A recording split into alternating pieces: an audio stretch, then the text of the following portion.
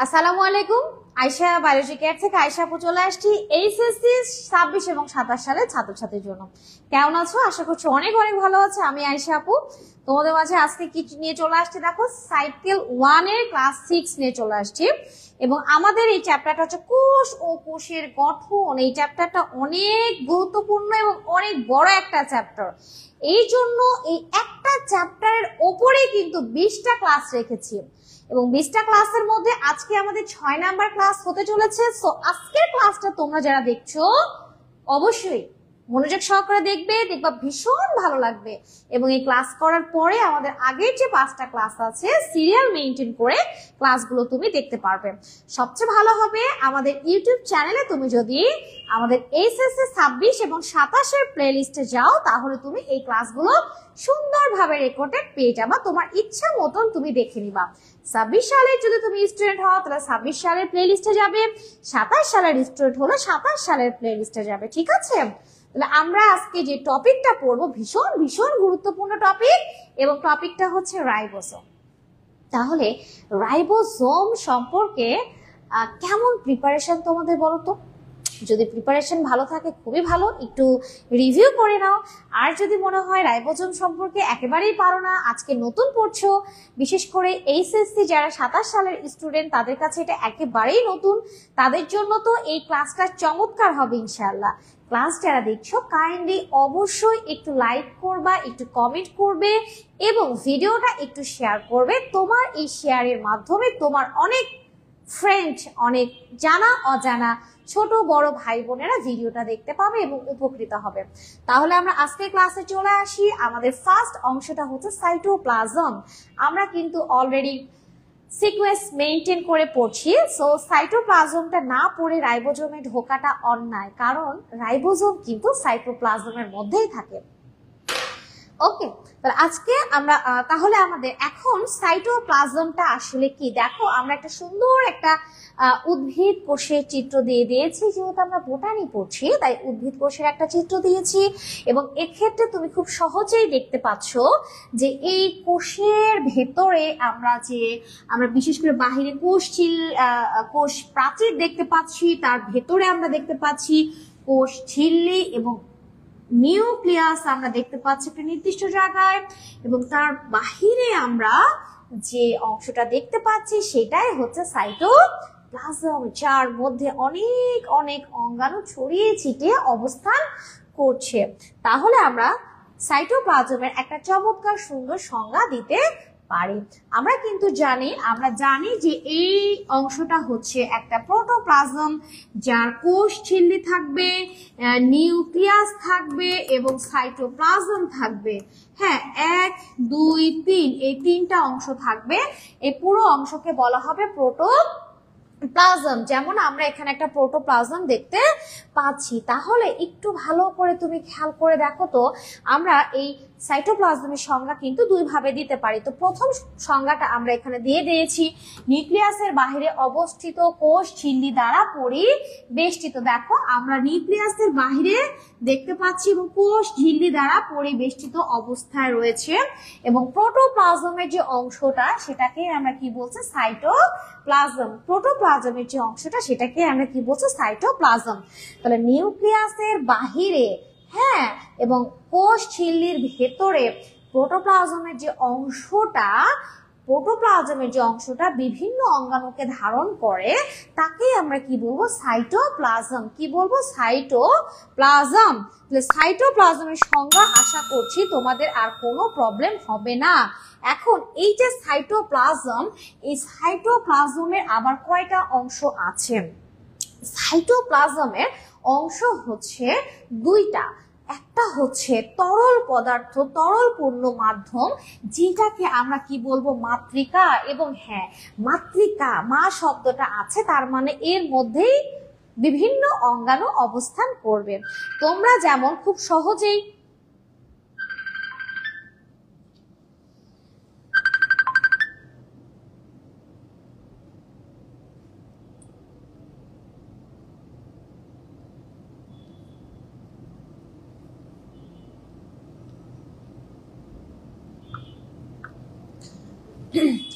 দেখো তোমরা যেমন খুব সহজেই জানো যে মা মানে হচ্ছে যে কোনো কিছু ধারণ করে বা জন্ম দেয়, ঠিক সেরকম এখানে মাতৃকা বলতে আমরা কি বুঝাচ্ছি? মাতৃকা হচ্ছে একটা তরল পদার্থ, হ্যাঁ, যার মধ্যে বিভিন্ন উপাদান অবস্থান করবে। এই মাতৃকাকে আমরা যেহেতু সাইটোপ্লাজমের মধ্যে থাকে, তাই এটাকে আমরা কি বলছি? সাইটোপ্লাজমিক ম্যাট্রিক্স বলছি, হাইলোপ্লাজমও বলা হয়ে থাকে এবং এটাকে সাইটোসলও বলা হয়ে থাকে। তাহলে সাইটোপ্লাজমিক ম্যাট্রিক্স মানেই হচ্ছে মাতৃকা, মাতৃকা মানেই হাইলোপ্লাজম, হাইলোপ্লাজম মানেই সাইটোসল, এবং এর ভেতরে বিভিন্ন অঙ্গাণু অবস্থান করে। কোন কোন অঙ্গাণু অবস্থান করে? এই যে এখানে দেওয়া আছে মাইটোকন্ড্রিয়া, তারপরে তোমার গলগি বডি, রাইবোজোম, লাইসোজোম, যাবতীয় সবকিছুই কিন্তু এটার মধ্যে অবস্থান করে। এখানে আমরা কয়েকটা শব্দ একটু পড়বো, 3টা শব্দ নিয়ে আমরা একটু পড়াশোনা করব। এক্টোপ্লাজম, এন্ডোপ্লাজম এবং আরেকটা হচ্ছে টনোপ্লাজম। দেখো এই যে সাইটোপ্লাজমের মধ্যে যে ম্যাট্রিক্সটা আছে, এই ম্যাট্রিক্সটা যখন ভালো করে খেয়াল করবা, ম্যাট্রিক্সটা যখন এই যে বাহিরের দিকে মানে এই মেমব্রেনের দিকে থাকবে, তখন আমরা তাকে কি বলবো? এক্টোপ্লাজম। এটা বাহিরের দিকে অবস্থান করবে। এবং সাইটোপ্লাজমিক ম্যাট্রিক্সের যে অংশটা যখন নিউক্লিয়াসকে ঘিরে থাকবে, নিউক্লিয়াসের চারপাশে, তখন আমরা এটাকে কি বলবো? এন্ডোপ্লাজম। কি বলবো? এন্ডোপ্লাজম। এবং ম্যাট্রিক্সের যে অংশটা কোষ গহ্বরকে ঘিরে থাকবে, সেটাকে আমরা কি বলবো? টনোপ্লাজম।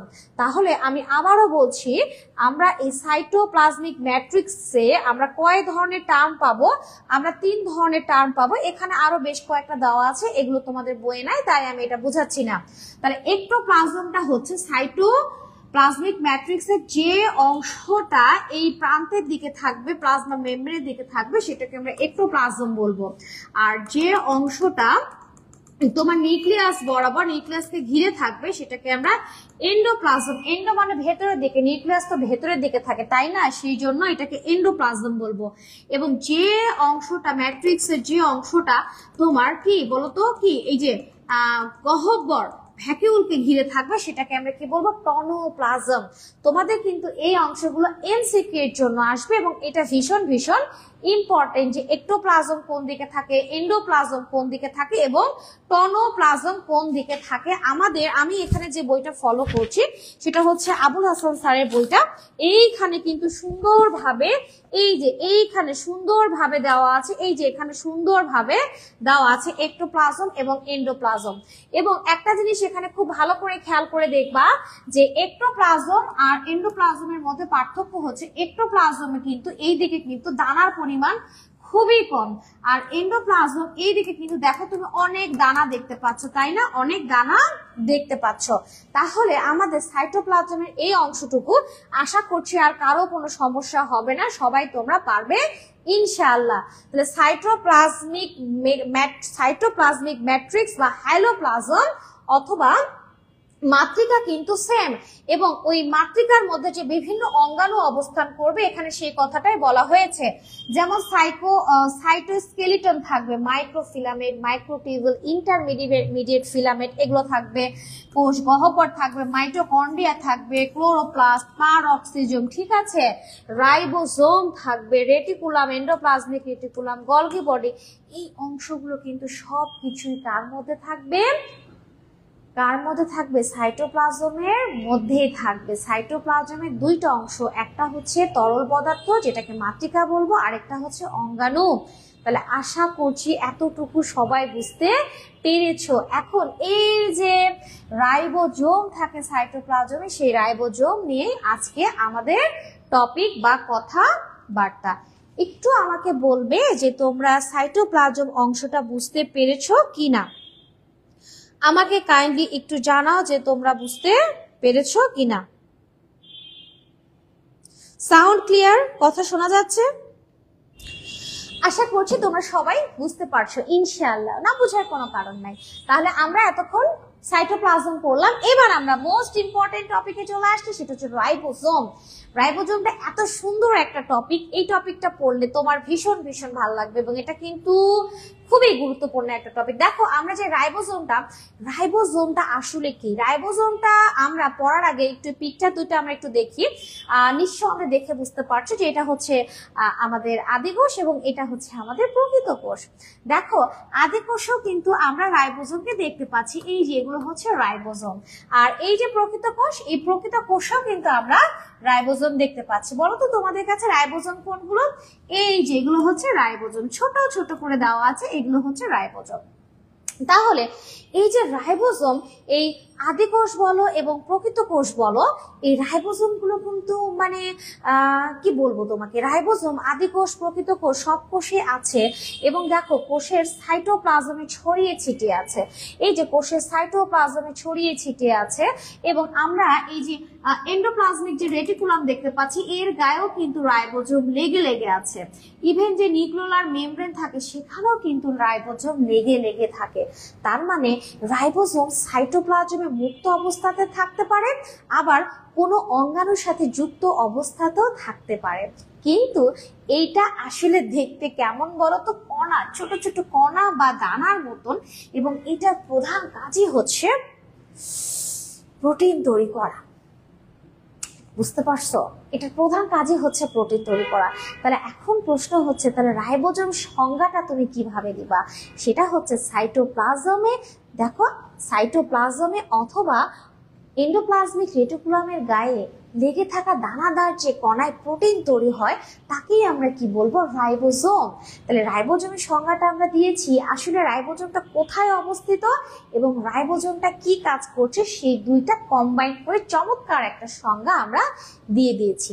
তো সাইটোপ্লাজমে কিন্তু এরা মুক্তভাবে থাকে এবং বিভিন্ন অঙ্গাণুর সাথে এরা যুক্ত অবস্থায় থাকে। আমরা সুন্দরভাবে এখানে রাইবোজোমের সংজ্ঞা দিয়ে দিয়েছি।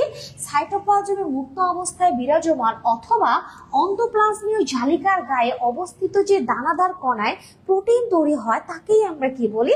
রাইবোজোম বলি। তাহলে রাইবোজোমের সংজ্ঞা নিয়ে নিঃসন্দেহে তোমাদের আর কোনো প্রবলেম নেই। রাইবোজোম নিয়ে আমরা বেশ কয়েকটা এমসিকিউ পড়ব। আবিষ্কারক বিজ্ঞানী প্যালাডে রাইবোজোম আবিষ্কার করেন এবং নামকরণ করেন।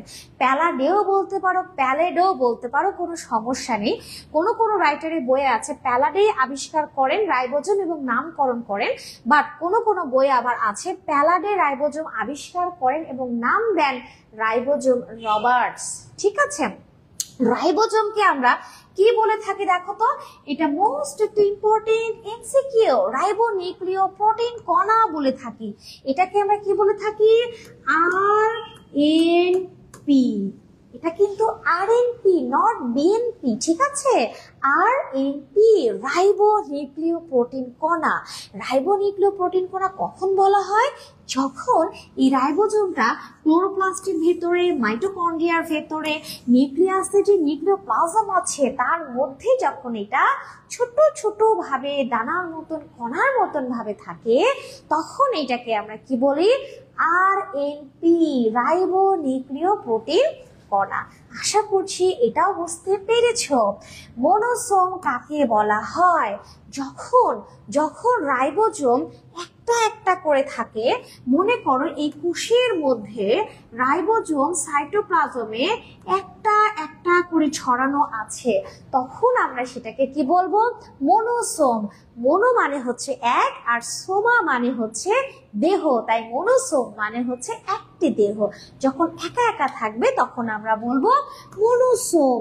কিন্তু যখন প্রোটিন তৈরির প্রয়োজন হবে, অনেক প্রোটিন তৈরির প্রয়োজন হবে, তখন একটার সাথে আরেকটা রাইবোজোম মুক্তোর মালার মতন করে অবস্থান করবে এবং প্রচুর প্রোটিন তৈরি করবে। তখন অনেকগুলো দেহ একসাথে আছে, তাই এটাকে আমরা কি নাম দিব?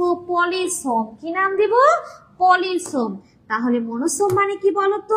একটা রাইবোজোম যখন একা একা থাকে তখন মনোসোম, আর যখন অনেকগুলো রাইবোজোম একসাথে প্রতি মালার মতন করে থাকে, কোষের মধ্যে যখন প্রোটিন তৈরি হয় এবং প্রচুর প্রোটিনের প্রয়োজন হয় এবং প্রোটিন তৈরি শুরু হলেই তারা পলিসোম তৈরি করে। ঠিক আছে, সাইটোরাইবোজোম কাকে বলা হয়? এই যে মনে করো রাইবোজোমটা সাইটোপ্লাজমের মধ্যে অবস্থান করছে, তখন এটাকে আমরা কি নাম দেব? সাইটোরাইবোজোম। তাহলে সাইটোরাইবোজোম অবশ্যই সাইটোপ্লাজমেই থাকবে। আর মাইটোরাইবোজোম তাহলে অবশ্যই বুঝতেই পারছো মাইটোকন্ড্রিয়া আছে, মাইটোকন্ড্রিয়ার মধ্যে যদি রাইবোজোম থাকে তখন আমরা সেটাকে কি বলবো? মাইটোরাইবোজোম। তাহলে এখানে আমরা রাইবোজোম সম্পর্কে বেশ কয়েকটা শব্দ পড়েছি, মোনোসোম, পলিসোম, সাইটোরাইবোজোম, মাইটোরাইবোজোম। আশা করছি এটা আর তোমাদের কোনো ভুল হবে না বা সমস্যা হবে না। দেখো আমরা আরেকটা গুরুত্বপূর্ণ কথা পড়ব, সেটা হচ্ছে সর্বজনীন অঙ্গাণু। আসলে সর্বজনীন মানে কি? যা সব জায়গাতেই পাওয়া যায় তাকেই আমরা কি বলছি? সর্বজনীন বলছি। তাহলে রাইবোজোমকে কেন সর্বজনীন অঙ্গাণু বলা হচ্ছে? কারণ দেখো এই রাইবোজোমটা এটা একটা আদিকোষ, এই আদিকোষের মধ্যেও কিন্তু রাইবোজোম দেখতে পাচ্ছি আমরা, এবং প্রকৃত কোষের মধ্যে এটা হচ্ছে একটা উদ্ভিদ কোষ, এবং এই উদ্ভিদ কোষের মধ্যেও আমরা কি দেখতে পাচ্ছি? রাইবোজোম দেখতে পাচ্ছি। এইটা একটা প্রাণী কোষ, এই প্রাণী কোষের মধ্যেও কিন্তু আমরা রাইবোজোম দেখতে পাচ্ছি। এবং দেখো এই রাইবোজোমটা কিন্তু মজার বিষয় হচ্ছে মাইটোকন্ড্রিয়ার মধ্যেও থাকে। আমরা বললাম না মাইটোরাইবোজোম, এই যে মাইটোকন্ড্রিয়ার মধ্যে আছে। এবং দেখো এই রাইবোজোমটা, এই যে আমরা একটু আগে পড়লাম তো, নিউক্লিয়ার মেমব্রেনের গায়ে লেগে লেগে আছে। হ্যাঁ, এই রাইবোজোম গুলো আমরা দেখতে পাচ্ছি। এছাড়া ক্লোরোপ্লাস্টের মধ্যেও কিন্তু আমরা রাইবোজোম দেখতে পাই। এই যে ক্লোরোপ্লাস্টের মধ্যে আমরা রাইবোজোম দেখতে পাই, এবং এন্ডোপ্লাজমিক রেটিকুলামের গায়ে দেখো কি সুন্দরভাবে রাইবোজোম গুলো লেগে আছে। তার মানে রাইবোজোম সব জায়গাতেই থাকে, হ্যাঁ, রাইবোজোম উদ্ভিদ কোষ বলো, প্রাণী কোষ বলো, আদি কোষ বলো, সব জায়গাতেই থাকে। এই জন্য আমরা রাইবোজোমকে কি বলবো? সর্বজনীন অঙ্গাণু বা ইউনিভার্সাল অর্গানালি। তাহলে এখন আমাকে বলো দেখি রাইবোজোমকে কেন সর্বজনীন অঙ্গাণু বলা হয়? যদি পরীক্ষাতে আসে তোমরা কি পারবে? আমাকে একটু জানাও কাইন্ডলি।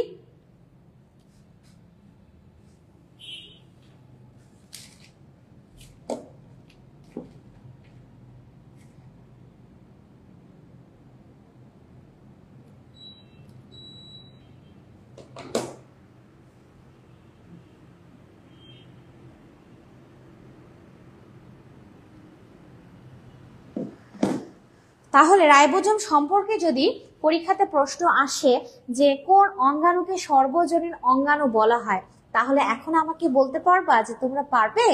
অবশ্যই পারবে, ইনশাআল্লাহ পারবে। তাহলে রাইবোজোম সকল কোষে পাওয়া যায়, আদি কোষেও পাওয়া যায়, প্রকৃত কোষেও পাওয়া যায়, এবং প্রকৃত কোষের মধ্যে উদ্ভিদ কোষেও পাওয়া যায়, আবার প্রাণী কোষেও পাওয়া যায়। এই জন্য রাইবোজোমকে আমরা কি বলবো? রাইবোজোমকে আমরা সর্বজনীন অঙ্গাণু বলবো, সর্বজনীন অঙ্গাণু বা ইউনিভার্সাল অর্গানালি বলবো। এবার আমরা চলে আসছি রাইবোজোমের প্রকারভেদ। এটাও কিন্তু অনেক বেশি বড় প্রশ্ন না, এটাও খুবই ছোট্ট একটা প্রশ্ন, এবং এটা তোমার 2 স্টার মানে 2 নম্বরের জন্য ইম্পর্টেন্ট, এবং এখান থেকে অনেক ছোট ছোট এমসিকিউ তুমি পেয়ে যাবে ইনশাআল্লাহ। এই যে রাইবোজোমের প্রকারভেদ, এই রাইবোজোমের প্রকারভেদটা আসলে করা হয়েছে রাইবোজোমের আকার, আকৃতি এবং সেডিমেন্টেশনের ওপর ডিপেন্ড করে। অধঃক্ষেপের হার মানে রাইবোজোম কতটুকু, কি পরিমাণ, কি গতিতে অধঃক্ষিপ্ত হয়, তলানি পড়ে, এটার আকৃতি কতটুকু, তার উপর ডিপেন্ড করে রাইবোজোমকে আমরা 2 ভাগে ভাগ করেছি। একটা হচ্ছে 70S রাইবোজোম এবং আরেকটা হচ্ছে 80S রাইবোজোম। এইটা হচ্ছে 80S রাইবোজোম। তাহলে রাইবোজোম কত প্রকার? 2 প্রকার, একটা 70S এবং আরেকটা হচ্ছে 80S। দেখো আমরা এখানে দেখিয়ে দিয়েছি একটা সেন্ট্রিফিউজ মেশিন। ওকে, এই সেন্ট্রিফিউজ মেশিনের মধ্যে আমরা টেস্ট টিউবের মধ্যে যদি রাইবোজোমকে নিয়ে একটা নির্দিষ্ট গতিতে ঘোরাই, এটার মধ্যে সেট করলে এটার নির্দিষ্ট ঘূর্ণন ক্ষমতা রয়েছে, ফিক্সড করা থাকে যে এত সময়ের মধ্যে এত হাজার বার ঘুরবে। তো রাইবোজোমকে আমরা যদি এই টিউবের মধ্যে নিয়ে, এই যে দেখতেই পাচ্ছ, নিয়ে যদি আমরা এটাকে ঘূর্ণন করতে দিই, ঘোরানোর পরে রেখে দিলে ভালো করে খেয়াল করবা, রেখে দিলে রাইবোজোমের আকৃতি কত বড় এবং কত গতিতে সে অধঃক্ষিপ্ত হচ্ছে ওইটার ওপর ডিপেন্ড করেই রাইবোজোমকে আমরা দুইটা ভাগে ভাগ করেছি। একটা হচ্ছে 70S এবং আরেকটা হচ্ছে 80S। এই যে 70S এইটা তোমার আকারে ছোট, হ্যাঁ এটা 70S এবং এইটা আকারে একটু বড় হবে, এটা 80S। এবং ব্যাপার হচ্ছে এই যে 70S, ভালো করে একটু শুনতে হবে, এই যে 70S এইটার আবার দুইটা সাব ইউনিট, দুইটা খণ্ড আছে। এই দুইটা খণ্ড, একটা হচ্ছে 50 এবং আরেকটা হচ্ছে 30। তোমার যদি মনে হয় যে আপু 50 আর 30 তো 80 হয়, তাহলে আপনি কেন 70 বলছেন? অ্যাকচুয়ালি এই রাইবোজোমকে যখন সেন্ট্রিফিউগাল মেশিনে, হ্যাঁ ফিউজড করা হয়, ঠিক আছে, তখন এই ইউনিটগুলো কিন্তু, খণ্ডগুলো কিন্তু ভিন্ন এবং দেখা যাচ্ছে এই খণ্ডটা বড়, এই খণ্ডটা ছোট, এই খণ্ডটা নিচের দিকে তলানি পড়বে, এটা একটু উপরের দিকে তলানি পড়বে এবং এটার তোমার তলানি, হ্যাঁ অধঃক্ষিপ্ত হচ্ছে কি গতিতে তার উপর ডিপেন্ড করে এই খণ্ডটার নাম দেওয়া হয়েছে 50 এবং এইটার নাম দেওয়া হয়েছে 30। এটা কিন্তু যোগফল না, ঠিক আছে, এটা যোগফল না। এবং এইটা দেখো 80S, এই 80S যেটা, এটার আবার দুইটা সাব ইউনিট আছে, যেটা বড় সেটা হচ্ছে 60 এবং যেটা ছোট সেটা হচ্ছে 40। এবং এই খণ্ডগুলো কিন্তু আলাদাভাবে থাকে, ভালো করে শুনো, আলাদাভাবে থাকে যখন মানে এই অধঃক্ষেপ যে হয়েছে, এগুলো কিন্তু আলাদা আলাদা ভাবে অধঃক্ষেপ হয়। এটা একটু নিচে থাকবে তলানি, এটা একটু উপরে থাকবে এবং এটার ক্ষেত্রে এটা বড়, এটা একটু নিচের দিকে অধঃক্ষিপ্ত হবে এবং এটা একটু উপরের দিকে থাকবে। এবং এটার হার হচ্ছে, হ্যাঁ ঘূর্ণন গতি, অধঃক্ষিপ্ত হার, এইটা দেখা যাচ্ছে যে তোমার মানে 50 আর এটা 30 আলাদা খণ্ড, আলাদাভাবে অধঃক্ষিপ্ত হচ্ছে এবং এটা 60 এবং এটা হচ্ছে 40 আলাদাভাবে হচ্ছে। বাট এটা 60 আর 40 মানে এটা কিন্তু 100 না, এটা হচ্ছে 80। কিভাবে একটু খেয়াল করো, আলাদা আলাদা ভাবে কিন্তু খণ্ডগুলো 30 এবং 50। বাট যখন প্রোটিন তৈরি হয়, প্রোটিন তৈরির সময় কিন্তু দুইটা খণ্ড একসাথে যুক্ত হয়ে যায়, 50 আর 30 মিলে তখন যে অধঃক্ষিপ্ত হয়, তখন সেটার অধঃক্ষেপের হার হয়ে যায় একত্রে 70। ওকে, আবার এই দুইটা যখন প্রোটিন তৈরি হয়, এই দুইটা তখন একটার সাথে আরেকটা যুক্ত হয়ে যায় এবং এই যুক্ত হয়ে পর তখন একটা হয়ে যায়, একটার মতন, তখন এই পুরোটুকুর অধঃক্ষেপের হার যেটা, সেটা হচ্ছে 80। এই জন্য এটার নামকরণ করা হয়েছে 70S এবং ওইটার নাম করা হয়েছে 80S। অ্যাকচুয়ালি এস মানে হচ্ছে ভেদবার্গ একক। দেখো ভেদবার্গ একক, এটাকে ভেদবার্গ একক বলা হয়। অ্যাকচুয়ালি বিজ্ঞানী ভেদবার্গ এটা আবিষ্কার করেন, তাই তার নামের সাথে মিল রেখে এই ভেদবার্গের এস দিয়ে এটাকে প্রকাশ করা হয়। তাহলে ভেদবার্গ এককটা কি? বিভিন্ন ভরসম্পন্ন বস্তুকে সেন্ট্রিফিউগাল মেশিনে সেন্ট্রিফিউজড যদি আমরা করি, তাহলে বিভিন্ন ভরসম্পন্ন যে বস্তুর, হ্যাঁ অধঃক্ষেপ করবে, অধঃক্ষেপের হার, ওইটাকেই আমরা কি বলছি, কোন গতিতে তারা অধঃক্ষিপ্ত হচ্ছে, সেই হারটাই হচ্ছে ভেদবার্গ একক। এবং এই ভেদবার্গের নামের সাথে মিল রেখে এটাকে বলা হচ্ছে 80S এবং এইটাকে বলা হচ্ছে 70S। এই 70S সর্বদাই আদি কোষে থাকে এবং 80S সর্বদাই প্রকৃত কোষে পাওয়া যায়। এবং এই 70S কিন্তু প্রকৃত কোষের যে মাইটোকন্ড্রিয়া এবং যে ক্লোরোপ্লাস্ট, মাইটোকন্ড্রিয়া এবং যে ক্লোরোপ্লাস্ট আছে, সেই ক্লোরোপ্লাস্টে আবার কিন্তু 70S রাইবোজোম থাকে। কোন রাইবোজোম? 70S রাইবোজোম থাকে। তাহলে আমি আরেকবার ছোট্ট করে ব্রিফ করছি। হ্যাঁ, রাইবোজোমের আকার এবং সেডিমেন্টেশন অধক্ষেপের হারের উপর ভিত্তি করে রাইবোজোমকে আমরা দুইটা ভাগে ভাগ করেছি, 70S এবং 80S। 70S দুইটা সাব ইউনিট নিয়ে গঠিত, একটা 50 আর একটা হচ্ছে 30। দুইটা যখন একত্রে যুক্ত হয়ে যায় প্রোটিন তৈরি করার সময় তখন এটা হয়ে যায় 70S, নট যোগফল অধক্ষেপের হার। এবং এক্ষেত্রেও তাই, এই 80S রাইবোজোমের দুইটা খণ্ড আছে, একটা বড় এটা 60S, একটা ছোট এটা 40S। আলাদা আলাদা ভাবে কিন্তু এদের হার হচ্ছে 60 এবং 40, কিন্তু যখন একত্রে হয়ে যায়, যখন তারা প্রোটিন তৈরি করে তখন কিন্তু দুইটা মিলে একটা হয়ে গেলে এটার হার হয়ে যায় 80, তাই এটাকে 80S বলা হচ্ছে। এবং এইটা হচ্ছে বিজ্ঞানী ভেটবার্গের নামের প্রথম অক্ষর ইউজ করে এটা তোমার দেওয়া হয়েছে 70S এবং 80S। তাহলে আশা করছি বুঝতে পেরেছো, 70Sটা হচ্ছে আদিকোষী জীবের বৈশিষ্ট্য, কোষের বৈশিষ্ট্য, এবং 80Sটা হচ্ছে যে কোষগুলো প্রকৃত কোষ তাদের বৈশিষ্ট্য। তাহলে আমাদের এতটুকু আশা করছি কমপ্লিট। এই যে এটা হচ্ছে সেই মেশিন। তাহলে এখন আমার কথা হচ্ছে রাইবোজোমকে আমরা কি বলি? Protein factory. রাইবোজোমকে আমরা কি বলছি? Protein factory. অ্যাকচুয়ালি আমাদের কোষের মধ্যে কিন্তু সর্বদাই সকল প্রকার উপাদানই তৈরি হয়। কোনো অঙ্গাণু লিপিড তৈরি করছে, কোনো অঙ্গাণু তৈরি করছে প্রোটিন, কোনো অঙ্গাণু তৈরি করছে শর্করা, কোনো অঙ্গাণু নিউক্লিক অ্যাসিড, অনেক কিছু তৈরি করছে। বাট আমরা কিন্তু খাদ্যের ক্যালোরির মান হিসেবে লিপিড, প্রোটিন এবং কার্বোহাইড্রেটকে বিবেচনা করে থাকি। তো আমরা কিন্তু জানি যে আমাদের যে ক্লোরোপ্লাস্ট, এটা শর্করা জাতীয় খাদ্য তৈরি করে থাকে। এখন আমরা এখানে যে পিকচারটা দিয়েছি, মনে হচ্ছে আপু কেন ডিম পোচ পিকচারটা দিয়েছে, তোমাদের খাওয়ানোর জন্য অ্যাকচুয়ালি দিইনি, বাট ডিম অবশ্যই খাবা, এটা একটা আদর্শ প্রোটিন। অ্যাকচুয়ালি আমি যেহেতু বলেছি প্রোটিন ফ্যাক্টরি, প্রোটিন ফ্যাক্টরিটা আসলে কি? রাইবোজোমকে বলা হচ্ছে প্রোটিন ফ্যাক্টরি। এই যে ডিম একদম পরিপূর্ণ প্রোটিনে ভরপুর, ওকে একটা আদর্শ খাবার। এই যে চিকেন পরিপূর্ণ প্রোটিনে ভরপুর, এই যে দুধ পরিপূর্ণ প্রোটিনে ভরপুর। এই খাবারগুলো, এই যে প্রোটিনের সোর্স, এই প্রোটিন তৈরি করে কে? এই প্রোটিন তৈরি করে হচ্ছে রাইবোজোম। এই জন্য রাইবোজোমকে আমরা কি বলি? কোষের প্রোটিন ফ্যাক্টরি বলি। যে সকল কোষের প্রোটিন তৈরি বেশি প্রয়োজন হওয়ার প্রয়োজন, সেই সকল কোষে কিন্তু অবভিয়াসলি রাইবোজোমের সংখ্যা অনেক অনেক অনেক কি থাকে? বেশি থাকে। তাহলে রাইবোজোমকে আমরা প্রোটিন ফ্যাক্টরি কেন বলছি? কারণ রাইবোজোমে প্রোটিন তৈরি হয়, এই জন্যই আমরা রাইবোজোমকে কি বলবো? প্রোটিন ফ্যাক্টরি বলবো।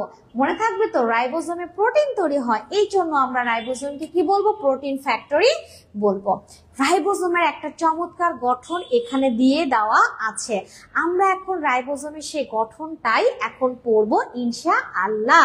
তাহলে আশা করছি এই গঠনটা পড়ার সময় তোমরা ভীষণ মনোযোগী থাকবে। আমরা রাইবোজোমের মনে করো আমরা দুইটা অংশ দেখতে পাচ্ছি। রাইবোজোমের আমরা মনে করো এইটা 80S রাইবোজোম দেখতে পাচ্ছি। তাহলে রাইবোজোমের এইটা হচ্ছে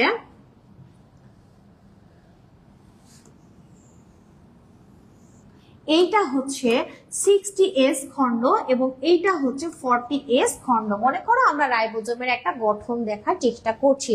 তাহলে রাইবোজোম হতে পারে পঞ্চকোণ, হতে পারে ত্রিভুজ আকৃতি, ঠিক আছে? এই যে রাইবোজোম, এইটা কোথায় অবস্থান করছে? সাইটোপ্লাজমে। আমরা 80S রাইবোজোম নিয়ে কথা বলছি মনে করো, এবং এই রাইবোজোমের দুইটা খণ্ড আছে, একটা হচ্ছে 60, একটা হচ্ছে 40। স্বাভাবিক অবস্থায় যখন সাইটোপ্লাজমে এরা থাকে তখন কিন্তু এরা এইভাবেই থাকে, মানে দুইটা খণ্ড একসাথে থাকে না, মাঝখানে ছোট্ট একটা ফাটল থাকে। এবং এই যে তুমি ফাটলটা দেখতে পাচ্ছ, এই ফাটলটা দিয়ে কিন্তু গুরুত্বপূর্ণ জিনিস প্রবেশ করবে। হ্যাঁ, এই যে ফাটল, এই ফাটলটা দিয়ে গুরুত্বপূর্ণ জিনিস কি প্রবেশ করবে? mRNA প্রবেশ করবে। ফাটলটা দিয়ে mRNA প্রবেশ করবে, যার দুইটা প্রান্ত আছে 5 প্রাইম এবং 3 প্রাইম। এই চ্যাপ্টারটা যখন আমরা কন্টিনিউয়াসলি পড়বো এবং তোমরা আমার সাথে যখন কন্টিনিউয়াসলি ক্লাসটা করবা, তখন জলের মতন সহজ হয়ে যাবে। বিকজ mRNAটা একটু পরবর্তীতে আলোচনা করার বিষয়, এখন আলোচনা করতে গেলে আমাদের অনেক সময় চলে যাবে। তাহলে এই ফাটলটা দিয়ে আসলে তখন কি প্রবেশ করবে, এই ফাটলটা দিয়ে তখন প্রবেশ করবে mRNA। তাহলে রাইবোজোমের দুইটা খণ্ড কিন্তু একত্রে থাকে না, মাঝখানে একটু ফাঁকা জায়গা থাকে, যে জায়গাটাকে আমরা কি বলবো, ফাটল বলবো। এই ফাটল দিয়ে কি প্রবেশ করবে, mRNA। mRNA আসলে কি, mRNAটা হচ্ছে এখানে RNA এর সিকোয়েন্স গুলো থাকবে, RNA এর ক্ষারগুলো থাকবে এবং পরপর 3টা করে ক্ষার যুক্ত হয়ে এক একটা করে কোডন তৈরি করবে, ঠিক আছে। এবং যে কোডনগুলো অ্যামাইনো অ্যাসিডকে কি করে, কোড করে, পরপর 3টা করে কোডন যুক্ত হবে। যেমন এটা যেহেতু RNA এর তোমার সিকোয়েন্স, তাই এখানে অ্যাডেনিন, ইউরাসিল, সাইটোসিন এবং গুয়ানিন 3টা করে বেজ একসাথে যুক্ত হয়ে তোমার এখানে কি তৈরি করবে, এক একটা কোডন তৈরি করবে এবং এই কোডন গুলো কিন্তু কি করবে, অ্যামাইনো অ্যাসিডের সিকোয়েন্স বহন করে। তাহলে এখন কথা হচ্ছে প্রোটিন তৈরি হতে হবে, প্রোটিন তৈরি স্টার্ট হয়ে যাবে, ট্রান্সলেশনটা শুরু হবে। তাহলে ফাটলের মধ্যে দিয়ে যেই mRNA চলে যাবে তখনই কিন্তু এই ছোট ইউনিট আর বড় ইউনিট একসাথে কি হয়ে যাবে, দুইটা একসাথে কি হয়ে গেল, যুক্ত হয়ে গেল। তখন কিন্তু দুইটা মিলে একটা হয়ে গেল, তাই না, তখন কিন্তু দুইটা মিলে একটা হয়ে গেল। এখন কি হবে জানো, এখন হচ্ছে আসল মজা, এখন হচ্ছে আসল মজা। এই যে বড় ইউনিটটা দেখতে পাচ্ছ, আমরা একটু ব্যাকে চলে যাই, এই যে এখানে দেখানো হয়েছে বড় ইউনিটটা উপরে এবং ছোট ইউনিটটা নিচে, কোনো সমস্যা নাই। এখন এই যে বড় ইউনিটটা আমরা দেখতে পাচ্ছি, ছোট ইউনিটটা দেখতে পাচ্ছি, এই যে এইটা হচ্ছে সেই mRNA, এইটা হচ্ছে সেই mRNA সিকোয়েন্স। এখন এই যে তোমার mRNA আমরা দেখালাম, এই যে mRNA, এই mRNA এর সাথে আরেকটা RNA থাকবে যা দেখতে লবঙ্গের পাতার মতন, এবং এই RNAটা তোমার প্রোটিন তৈরি করতে কি করবে, সাহায্য করবে। যদি এই টিআরএনএ না থাকে তাহলে প্রোটিন তৈরি হবে না। তাহলে টিআরএনএ কিন্তু mRNA যখন এই ফাটল দিয়ে প্রবেশ করবে, দুইটা ইউনিট যখন একসাথে যুক্ত হয়ে যাবে তখন টিআরএনএ চলে যাবে। জানো টিআরএনএ কি, এই যে টিআরএনএ এই যে জায়গাটা দেখতে পাচ্ছ, এই যে জায়গাটা, এই যে টিআরএনএ এর এই যে জায়গাটা দেখতে পাচ্ছ, এই জায়গাটাতে তোমার কি থাকে, অ্যান্টিকোডন থাকে। কি থাকে, অ্যান্টিকোডন, অ্যান্টিকোডন, অ্যান্টিকোডন, অ্যান্টিকোডন। এটা হচ্ছে কোডন, এইটা যেহেতু কোডন, এইটার সাথে অ্যান্টিকোডন হিসেবে এই কোডনকে দেখে টিআরএনএ কি করে জানো, এই অ্যান্টিকোডন অনুসারে এই মানে কোডনের সিকোয়েন্সের সাথে মিলায় এই টিআরএনএ তখন কি করে, তোমার অ্যামাইনো অ্যাসিডকে নিয়ে আসে, অ্যামাইনো অ্যাসিডকে নিয়ে আসে। কারণ প্রোটিন তৈরির জন্য কি প্রয়োজন, কাঁচামাল হিসেবে অ্যামাইনো অ্যাসিড প্রয়োজন। এবং এই কোডন যা থাকবে, এই অ্যান্টিকোডন হচ্ছে তার সম্পূরক সিকোয়েন্স থাকবে এবং এরা তখন কি করবে, বন্ধন তৈরি করবে, বন্ধন বাইন্ডিং তৈরি করবে এবং এক একটা অ্যামাইনো অ্যাসিডকে নিয়ে আসবে এবং সেগুলো এক একটা একটার সাথে আরেকটা যুক্ত হয়ে কি তৈরি করবে, প্রোটিন তৈরি করবে। ঠিক এইখানে আমরা চলে আসি এই জায়গাতে, এই যে বড় যে খণ্ডটা আমরা দেখতে পাচ্ছি, মনে করো এই পিকচারটা আমি আঁকাচ্ছি এখন, আর এই যে ছোট খণ্ড আমরা এখানে দেখতে পাচ্ছি, mRNA প্রবেশ করায় দিয়েছে ফাটল দিয়ে, দুইটা খণ্ড একসাথে যুক্ত হয়ে গেছে, প্রোটিন তৈরি শুরু হয়ে গেছে। তাহলে এই যে বড় যে খণ্ডটা তুমি দেখতে পাচ্ছ বাপু, এর মধ্যে আছে 3টা খাঁজ। কয়টা খাঁজ, 3টা খাঁজ। ওকে, এই যে খাঁজটা আমরা দেখতে পাচ্ছি, এই খাঁজটার নাম হচ্ছে এ সাইড, এইটা আরেকটা সাইড আছে, এটাকে পি সাইড, এটা আরেকটা সাইড, এটাকে আমরা ই সাইড বলছি। যে 3টা খাঁজের মতন অংশ, গর্তের মতন অংশ, 3টা সাইড আছে, সাইড 3টার নাম কি, এ সাইড, পি সাইড এবং ই সাইড।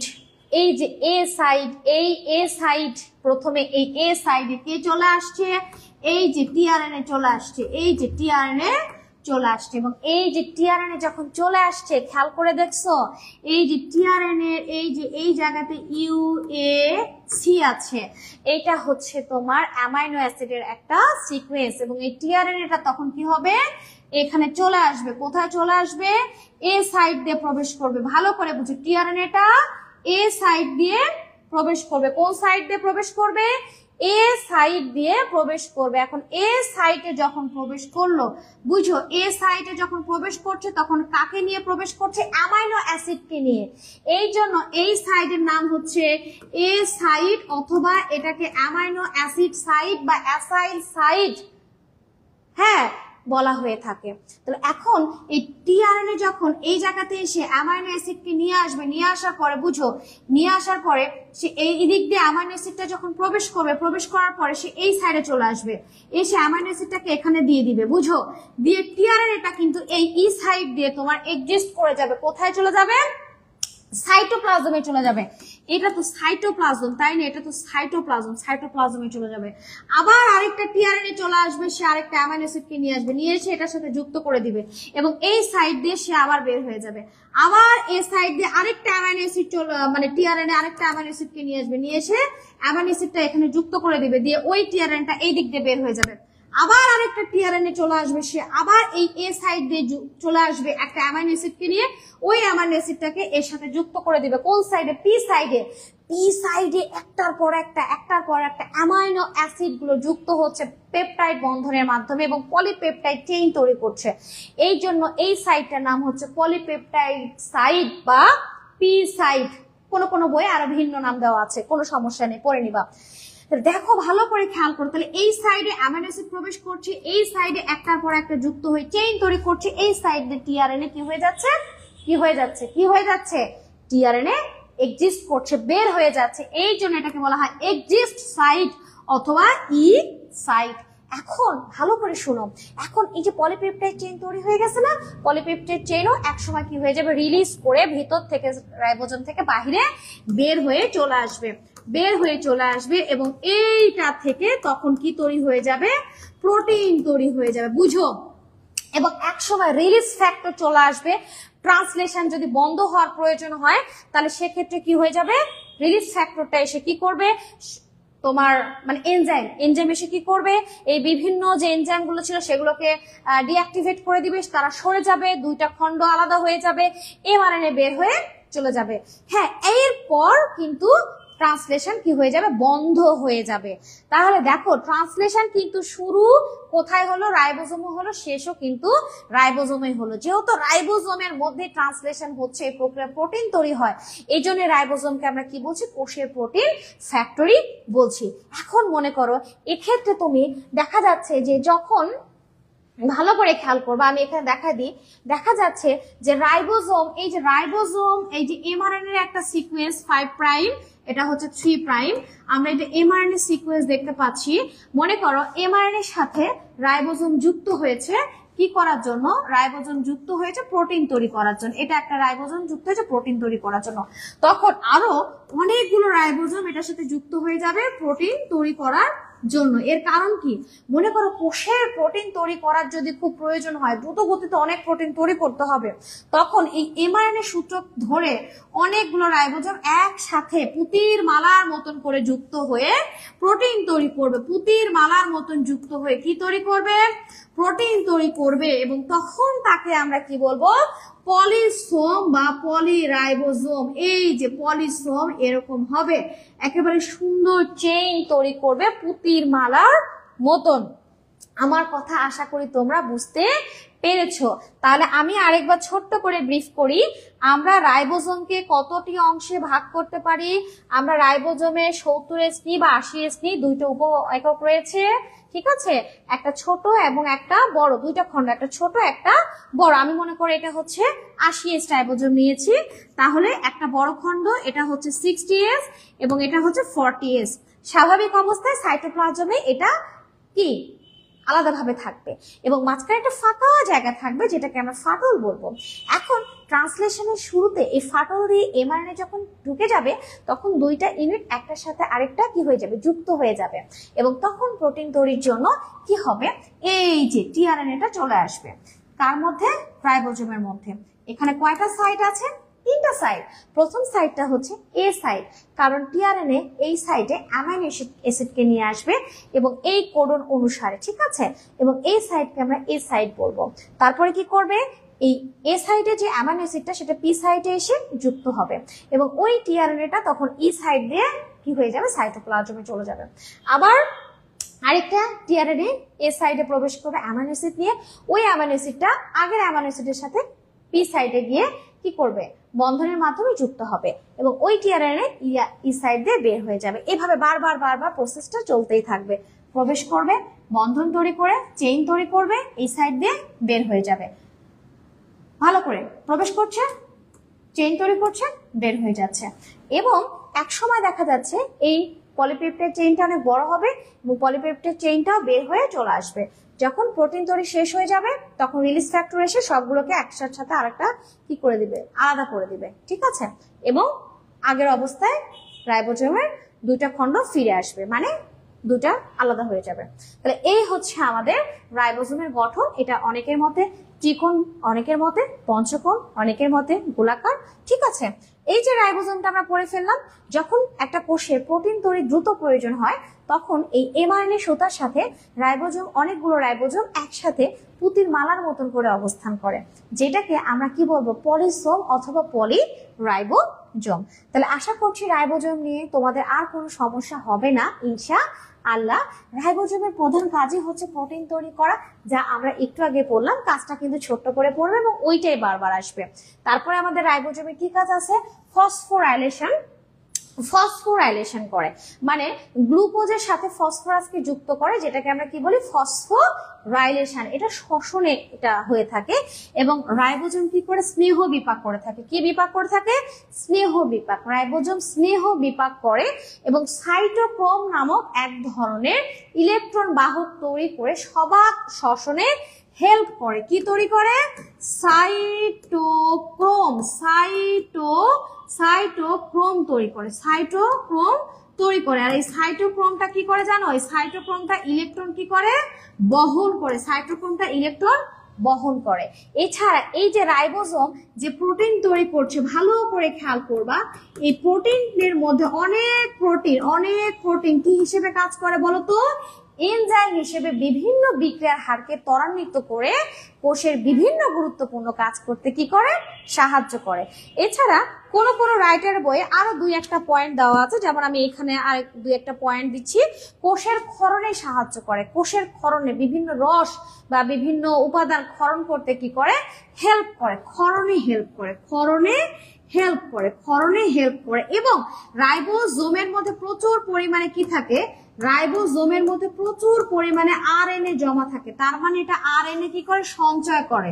এটা একটা কাজ, ক্ষরণ করে। এটা আরেকটা কাজ, প্রোটিন এনজাইম হিসেবে কাজ করে। এটা একটা কাজ, সাইটোক্রোম তৈরি করে সবাক শ্বসনে সাহায্য করে, স্নেহ বিপাক করে, ফসফোরাইলেশন করে, প্রোটিন তৈরি করে। দেখেছো কতগুলো কাজ হয়ে গেল।